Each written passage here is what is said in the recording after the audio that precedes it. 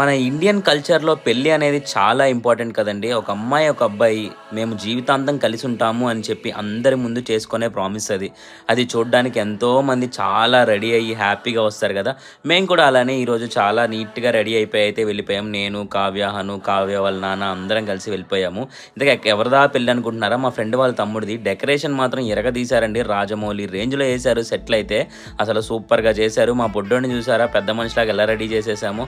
ఇదిగో కావ్య వాళ్ళ నాన్న కూడా అబ్బో అని చెప్పి రెడీ అయిపోయారు. ఎంట్రన్సే మాకు వెల్కమ్ డ్రింక్స్ ఇచ్చేసి కమాన్ అందరూ రండి అని చెప్పి వెల్కమ్ చేశారు. అక్కడితో ఆగుతాము. ఆ పానీపూరితో స్టార్ట్ చేసిన ఫుడ్డు అసలు ఇంకా ఆగకుండా కంటిన్యూస్గా వేస్తానే ఉన్నాము. ఆ ఫీస్ట్ ఎందుకు చేస్తారు అని నాకు ఎప్పుడు డౌట్ ఉంటుందండి. మీలో ఎవరికన్నా తెలిస్తే కింద కమెంట్ సెక్షన్లో అయితే కమెంట్ చేయండి. పెళ్ళికి అంతమందికి అన్ని రకాల భోజనాలు ఎందుకు పెడతారు అనేది నాకు ఇప్పటికీ పెద్ద క్వశ్చన్.